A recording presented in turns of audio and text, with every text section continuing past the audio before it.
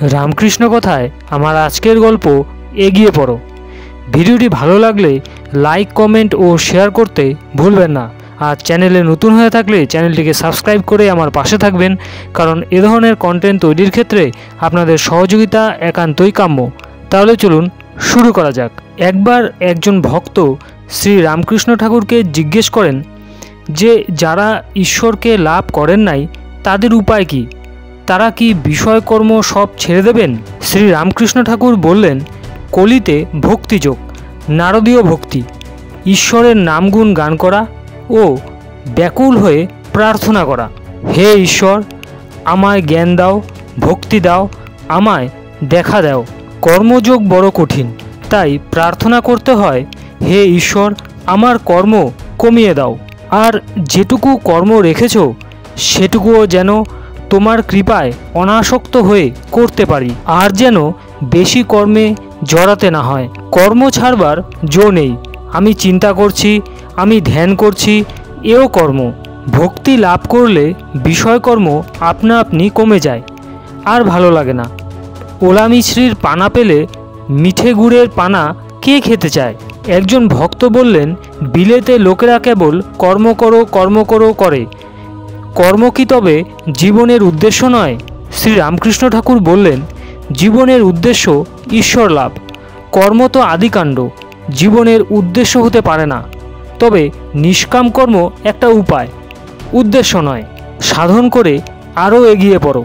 সাধন করতে করতে আরও এগিয়ে পড়লে শেষে জানতে পারবে যে ঈশ্বরই বস্তু, বাকি সব অবস্তু।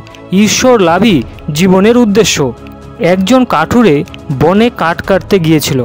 হঠাৎ এক ব্রহ্মচারীর সঙ্গে তার দেখা হলো। ব্রহ্মচারী বললেন, ওহে এগিয়ে পড়ো। কাঠুরে বাড়ি ফিরে এসে ভাবতে লাগলো, ব্রহ্মচারী এগিয়ে যেতে বলল কেন? এরকমভাবেই কিছু দিন যায়। একদিন সে বসে আছে, এমন সময় ওই ব্রহ্মচারীর কথাগুলো তার মনে পড়ল। তখন সে মনে মনে বলল, আজ আমি আরও এগিয়ে যাব। বনে গিয়ে আরও এগিয়ে গিয়ে সে দেখল যে অসংখ্য চন্দনের গাছ। তখন আনন্দে গাড়ি গাড়ি চন্দনের কাঠ নিয়ে এলো এবং সেগুলো বাজারে বিক্রি করে সে অনেক বড়লোক হয়ে গেল। এরকমভাবেই কিছু দিন গেল। একদিন কাঠুরের মনে পড়ল, ব্রহ্মচারী বলেছেন এগিয়ে পড়ো। তখন সে আবার বনে গেল। কিছু দূর এগিয়ে দেখল যে নদীর ধারে রূপোর খনি। একথা সে কখনো স্বপ্নেও ভাবেনি। তখন সে শুধু খনি থেকে রূপো নিয়ে গিয়ে বাজারে বিক্রি করতে লাগলো। তার এত টাকা হলো যে টাকার স্তূপ হয়ে গেল। এভাবেই কিছু দিন গেল। একদিন সে বসে ভাবছে, ব্রহ্মচারী তো আমাকে রূপোর খনি পর্যন্ত যেতে বলেননি, তিনি তো আমাকে এগিয়ে যেতে বলেছেন। এবার সে নদীর ধার দিয়েই আরও কিছু দূর এগিয়ে গিয়ে দেখল যে সোনার খনি। তখন সে ভাবল, ও তাই ব্রহ্মচারী বলেছেন এগিয়ে পড়ো। এর আরও কিছুদিন পর সে আরও কিছু দূর এগিয়ে গিয়ে দেখল যে হিরে মানিক রাশিকৃতভাবে পড়ে আছে। তখন তার কুবেরের মতো ঐশ্বর্য হলো।